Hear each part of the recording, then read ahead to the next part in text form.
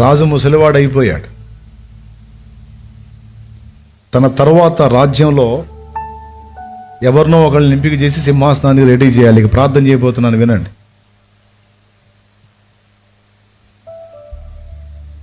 రాజ్యంలో కొన్ని పోటీలు పెట్టాడు.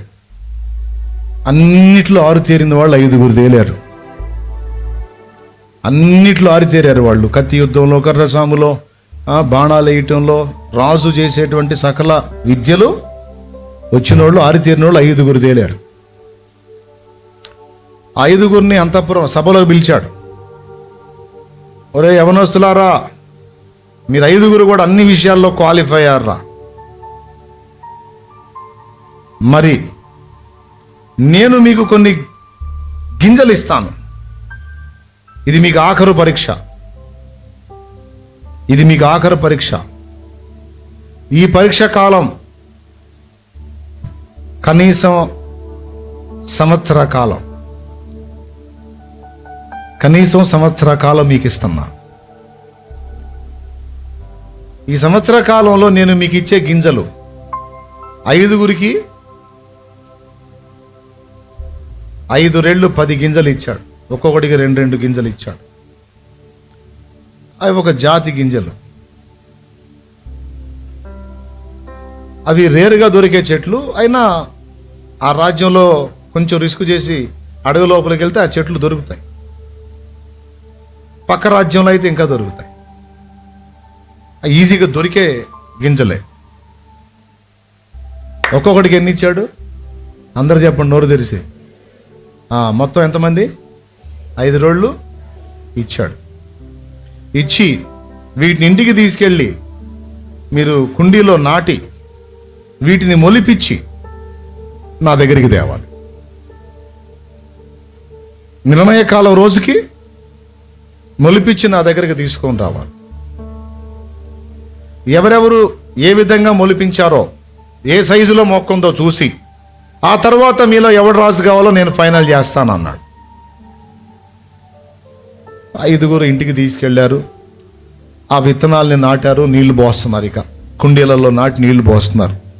నిద్ర వచ్చిన స్తోత్రం చెప్పండి. చెప్పబోయి ఆగారులే. సరే,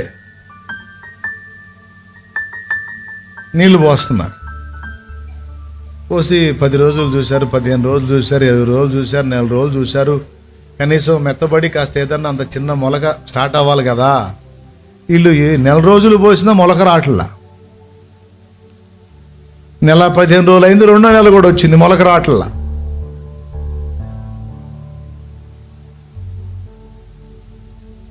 ఇక ఆలోచన చేశారు.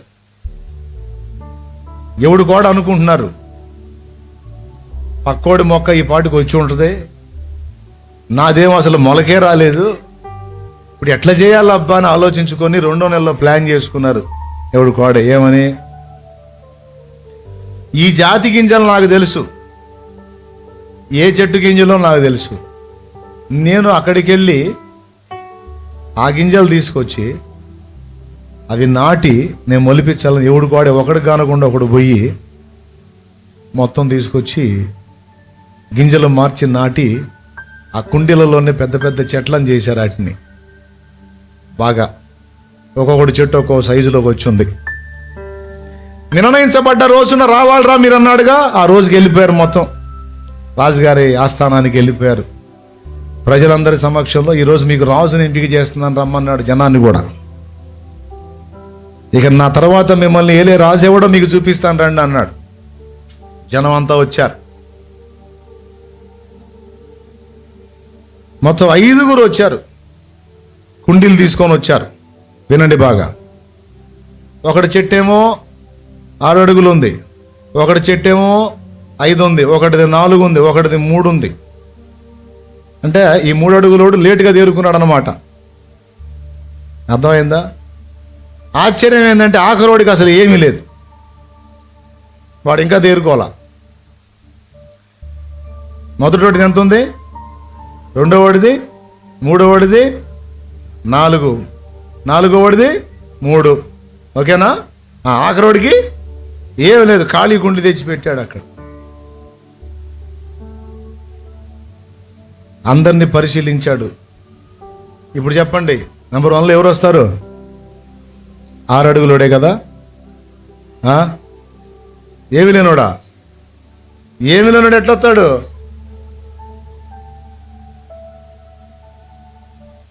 అప్పుడు రాజు అందరి కుండీలు చూసి అసలు ఏమీ లేనివాడిని దగ్గరికి వెళ్ళి అడిగాడు, ఓయి వాళ్ళ 4 చెట్లు పెంచారు కదా, నువ్వెందుకని చెట్టు పెంచలేకపోయావు అని అడిగాడు. అప్పుడు అతడు అన్నాడు, మహారాజా, మీరు ఇచ్చిన గింజలు ఇచ్చినట్టు నేను నాటాను, కానీ నా కుండీలో మొక్క అయితే రాలేదు. మరి వాళ్ళ కుండీలో మొక్క వచ్చింది, అది వాళ్ళ అదృష్టం, ఇది నా దురదృష్టం. కానీ నేనైతే యథార్థంగా ఉన్నదన్నట్టు తెచ్చి నీ ముందు నిలబెట్టాను అన్నాడు.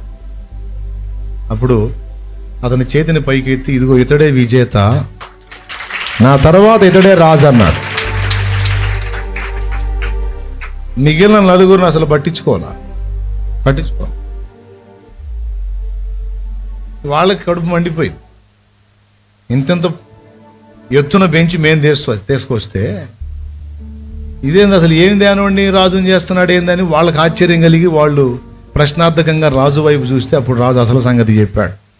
ఒరే అబ్బాయ్, అన్ని విద్యలలో గెలిచారు, కానీ ఆ పనితనాలు ఎన్నున్నాయ్యా, అసలైంది లేకపోతే బుస్సేరా. అకాయ నువ్వు మంచి ప్రార్థనా పర్రాలు అయి ఉండొచ్చు, అకాయ తెంపు లేకుండా హల్లెలూయా హల్లెలూయా హల్లెలూయా హల్లెలూయా అని గోజాడేదాని అయి ఉండొచ్చు. అకాయ దైవజనుడా, నువ్వు మంచి భక్తిపరుడు అయి ఉండొచ్చు, ప్రసంగీకుడు అయి ఉండొచ్చు. బాగా ఏం గీకుడు? ప్రసంగీకుడు అయి ఉండొచ్చు.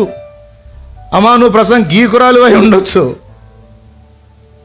నీకు ఎన్ని టాలెంట్స్ అయినా ఉండొచ్చు, ఎన్ని విద్యలైనా వచ్చి ఉండొచ్చు, ఎన్ని తలాంతులైనా వచ్చి ఉండొచ్చు,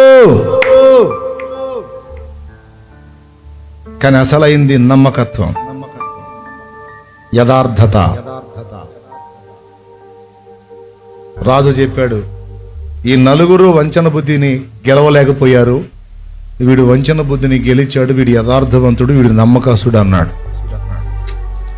అంటే వీళ్ళు కత్తి సాములోను, కర్ర సాములోను, కత్తి విద్యలోను, బాణం విద్యలోను, మల్ల యుద్ధంలోను, అన్ని విద్యలలో నా దగ్గర ఉన్నాయని వీళ్ళ దగ్గర ఉన్నాయి. కానీ రాజ్యాన్ని పరిపాలించడానికి కేవలం విద్యలు మాత్రమే ఉంటే సరిపోదు. రాజ్యాన్ని పరిపాలించడానికి ఉండేవానికి మొట్టమొదట ఉండాల్సినది నమ్మకత్వం. ఏంటదే? నమ్మకత్వం ఉండాలి.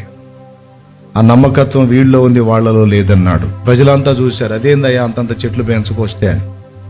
అప్పుడు రాజు చెప్పాడు, నేను వాళ్ళకి ఇచ్చిన గింజలు వాస్తవమే, వీడికి ఇచ్చిన గింజలే వాళ్ళకి ఇచ్చాను. ఏ గింజలో తెలుసా? మొత్తం వాటిని 3 రోజులు నీళ్ళలో ఉడకబెట్టిచ్చా. ఉడకబెట్టిన గింజలు మొలకెత్తుతాయా? వ్యవసాయదారులు ఇక్కడ ఉన్నారు, చెప్పండి అయ్యా. అది 1 రోజు కాదు, 3 రోజులు మరగబెట్టిన నీళ్ళలో నానేసిన వస్తాయా? ఎప్పుడేమి నాయనా, విత్తనాలు ఎప్పుడు నాటలేదా? మరి బాగా 3 రోజులు ఉడికించిన గింజ వచ్చిద్దా? వస్తే వీడిది కూడా రావాలి. వీడిది రాలా అంటే నేను ఇచ్చిన గింజలే ఉంచాడు వీడు. వాళ్ళు ఏం చేశారు, మరి ఎన్ని రోజులు చూడాలరా రాలేదని గింజలు మార్చారు. రే నిజం చెప్పండి అన్నాడు, లేకపోతే మీ తలకాయలు లెగుస్తే నిజం చెప్పండి అన్నాడు. అప్పుడు గడగలు ఆడతా, మహాప్రభు క్షమించాలి, ఏదో పదవి కొట్టేద్దాం, రాజ్యాన్ని కొట్టేద్దామని కక్కుర్తిపడి మరి అడవికి పోయి తెచ్చి లైన్ చేశామండి అన్నాడు. ఒరే, విద్యలో వస్తే సరిపోదురా, వ్యక్తిత్వంలో నమ్మకత్వం ఉండాలిరా అన్నాడు. ఇప్పుడు ఏమర్థమైంది మీకు? దేవుని యందు విశ్వాసం ఉండటమే కదమ్మా, దేవునికి విశ్వాసం కలిగి ఉండటం కూడా ముఖ్యం.